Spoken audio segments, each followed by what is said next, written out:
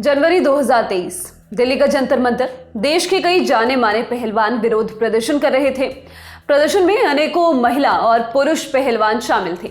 ये रेसलर्स कई दिनों तक जमीन पर सोते हुए नजर आए थे। प्रदर्शन हो रहा था रेसलिंग फेडरेशन ऑफ इंडिया यानी कि WFI के प्रेसिडेंट के खिलाफ, जिन पर आरोप लगे कि उन्होंने महिला पहलवानों के साथ यौन शोषण किया।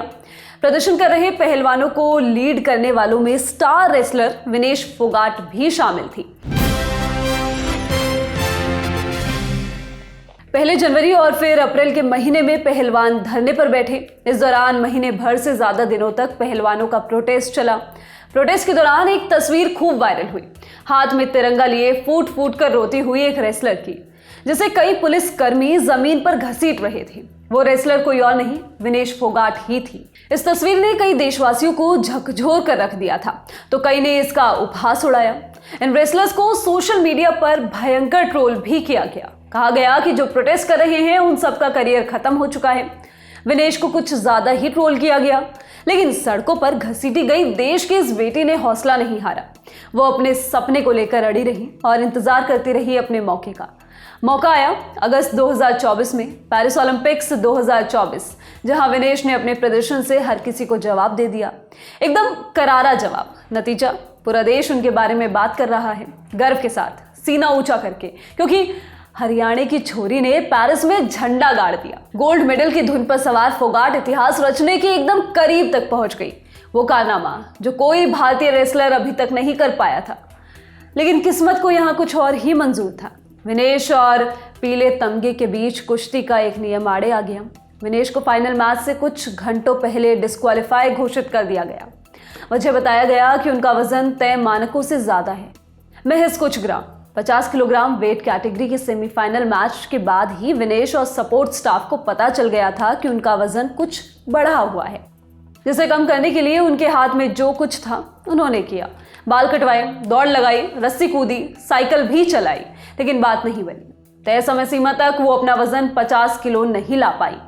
एक कहावत है, कभी कभी हम उस सीढ़ी से फिसलते हैं जिसके ठीक ऊपर छत होती है। डिस्क्वालीफाई होने की वजह से विनेश को कोई मेडल नहीं मिला, लेकिन देश की बड़ी आबादी से उन्हें आज जो रिस्पेक्ट और सपोर्ट मिल रहा है, वो शायद ही हमने और आपने पहले कभी देखा होगा। 9 साल की उम्र में अपने पिता को खो देने वाली इस छोरी के यहाँ तक पहुंचने का सफर कैसा रहा है, आइए जानते हैं। विनेश फोगाट का जन्म 25 अगस्त 1994 को हरियाणा के चरखी दादरी जिले के बलाली गांव में हुआ। कुश्ती से ताल्लुक रखने वाले परिवार में पापा राजपाल फोगाट भी इलाके के जाने माने पहलवान थे, लेकिन विनेश का इस खेल से परिचय करवाया उनके चाचा महावीर फोगाट ने, जिनकी बेटियां गीता फोगाट और बबीता कुमारी भी तब इस खेल में अपनी पहचान बना रही थी। हालांकि विनेश और फोगाट परिवार के लिए शुरुआत में ये बिल्कुल आसान नहीं रहा। गांव में ताने कसे गए, कहा गया कि कुश्ती पुरुषों का खेल है, ना कि महिलाओं का। लेकिन महावीर फोगाट ने इन बेटियों के लिए जो सपना संजो रखा था, उससे पीछे कहाँ हटने वाले थे। जब विनेश की उम्र महज 9 साल की थी तो उनके पापा की हत्या कर दी गई जमीनी विवाद को लेकर। यहाँ से विनेश की पूरी देखरेख उनकी माँ प्रेमलता और चाचा महावीर फोगाट ने की। जूनियर लेवल पर विनेश ने निरंतर अच्छा प्रदर्शन किया और साल 2013 में दिल्ली में आयोजित एशियाई कुश्ती चैंपियनशिप के जरिए विनेश ने इंटरनेशनल करियर की शुरुआत की।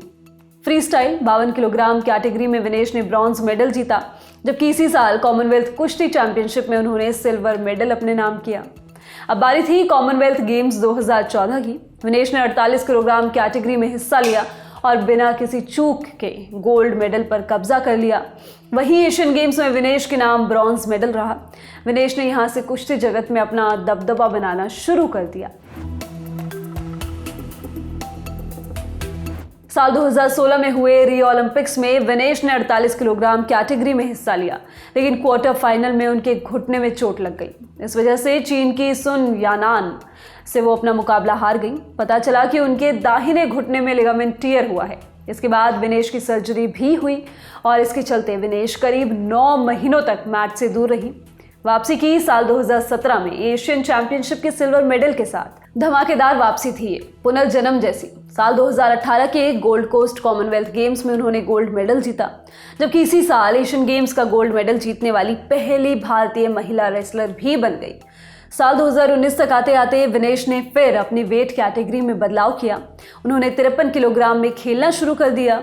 इतने सारे मेडल जीतने और अपनी कैटेगरी में दुनिया की नंबर 1 रेसलर बनने के बाद विनेश जब टोक्यो ओलंपिक्स में गई तो उनसे बड़ी उम्मीद थी।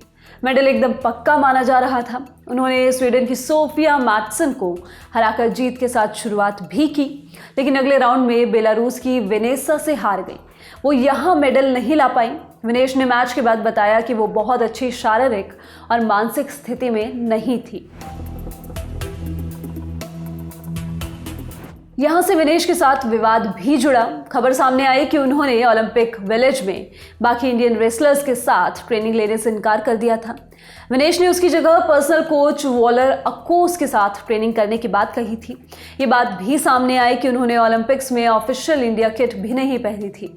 उन्हें भारतीय कुश्ती महासंघ WFI ने अनुशासनहीनता के लिए अस्थायी तौर पर निलंबित कर दिया। इसी साल रेसलर की कोहनी की सर्जरी भी हुई।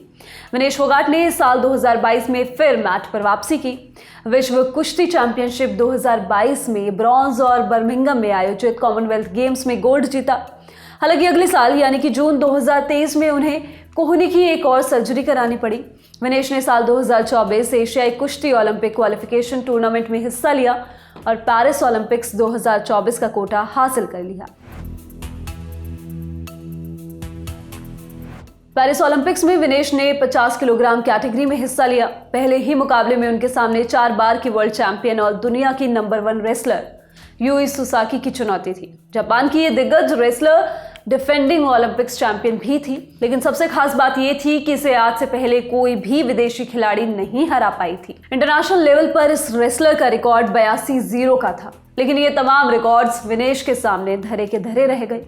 विनेश ने यह मुकाबला 3-2 से अपने नाम कर क्वार्टर फाइनल में जगह पक्की की, जबकि 45 मिनट बाद ही उन्होंने यूक्रेन की ओक्साना लिवाच को 7-5 से मात देकर सेमीफाइनल में एंट्री कर ली। अब बारी थी सेमीफाइनल मैच जीत मेडल पक्का करने की। उनके सामने थी क्यूबा की यूस्नेलिस लोपेज, लेकिन भारत की स्टार रेसलर कहां रुकने वाली थी। उन्होंने सेमीफाइनल मैच में एक तरफा जीत हासिल की। क्यूबा की रेसलर को बिना कोई पॉइंट दिए विनेश ने इस मुकाबले को 5-0 से जीत लिया। इस जीत के साथ वो ओलंपिक्स में कुश्ती के फाइनल में पहुंचने वाली पहली भारतीय महिला एथलीट भी बन गई और भारत के लिए पक्का कर दिया एक और मेडल। फिर पूरे देश को इंतजार था 7 अगस्त की रात का। हर कोई पीले तमगा की आस लगाए बैठा था, लेकिन इसी दिन के तकरीबन सुबह 11:45 बजे जो खबर सामने आई उसे सुन हर कोई सन रह गया। विनेश डिस्क्वालीफाई हो चुकी थी, महज 100 ग्राम के आसपास ज्यादा वजन होने की वजह से। कई पहलवानों को जमीन पर पटकने वाली विनेश के लिए उनकी ही बॉडी का 100 ग्राम वजन भारी पड़ गया। विनेश को गोल्ड मेडल नहीं मिल पाया, लेकिन देश के अनेकों बच्चों को विनेश बनने की प्रेरणा जरूर मिल गई। जो विनेश 1 साल पहले सड़क पर थी, आज वो सितारा बन चुकी हैं।